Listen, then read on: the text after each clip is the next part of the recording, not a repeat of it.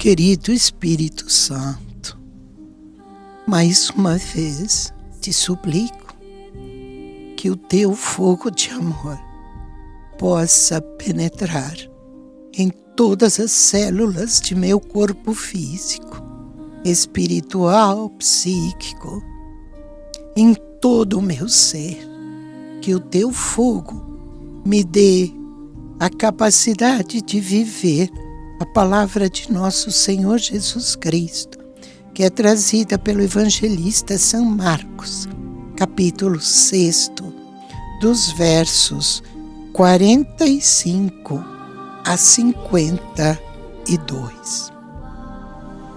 Depois de saciar os 5.000 homens, Jesus obrigou os seus discípulos a entrarem na barca e irem na frente para Betsaida, na outra margem, enquanto ele despedia a multidão. Logo depois de se despedir deles, subiu ao monte para rezar. Ao anoitecer, a barca estava no meio do mar e Jesus sozinho na terra. Ele viu os discípulos cansados de remar, porque o vento era contrário. Então, pelas 3 da madrugada, Jesus foi até eles, andando sobre as águas, e queria passar na frente deles. Quando os discípulos ouviram andando sobre o mar, pensaram que era um fantasma e começaram a gritar. Com efeito, todos o tinham visto e ficaram assustados. Mas Jesus logo falou: "Coragem, sou eu, não tenhais medo." Então subiu com eles na barca e o vento cessou. Mas os discípulos ficaram ainda mais espantados, porque não tinham compreendido nada a respeito dos pães. O coração deles estava endurecido. Palavra da salvação. Glória a vós, Senhor. O que nos traz este texto? Nos traz 2 realidades belíssimas. Primeiro, Jesus subiu ao monte para rezar. Quantas vezes nós temos buscado a oração? O alimento de Jesus era a oração, ou seja, estar com o Pai. Estando com seu Pai do céu, cada vez mais ele compreendia a sua missão e a sua identidade. Se nós não nos dedicarmos à verdadeira oração, jamais descobriremos quem somos e o que temos para fazer.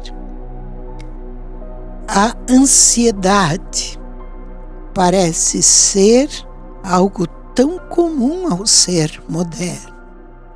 Somos ansiosos, precipitados, por isso erramos tanto.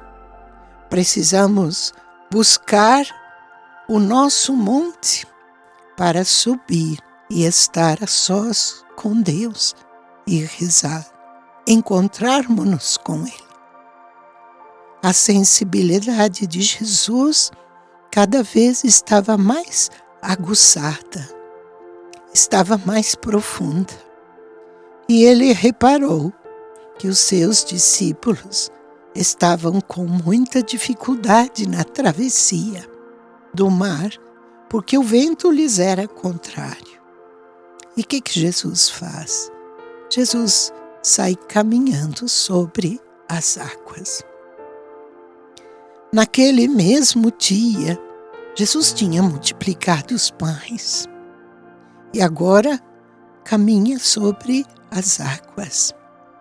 E o texto diz que eles, os discípulos, ficaram ainda mais espantados vendo Jesus caminhar sobre as águas, porque não tinham compreendido nada a respeito dos pães. E o coração deles estava endurecido. Jesus estava dando sinal, a multiplicação dos pães e o caminhar sobre as águas. Era um sinal que ele estava dizendo, mostrando que ele faz o que quer com a matéria, multiplica a matéria e faz o que quer com seu corpo.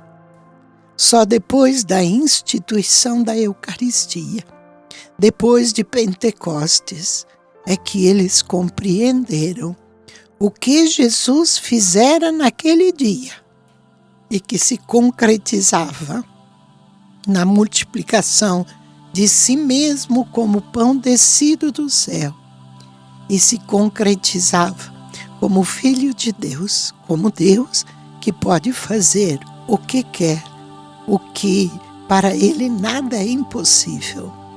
Caminhar sobre as águas e multiplicar pães é próprio de um Deus. Que nós possamos estarmos mais atentos aos sinais que Deus nos dá, porque é só dessa maneira, desse jeito, que poderemos crescer em nossa fé, crescer no estar com Deus e permanecer em Deus. Amém.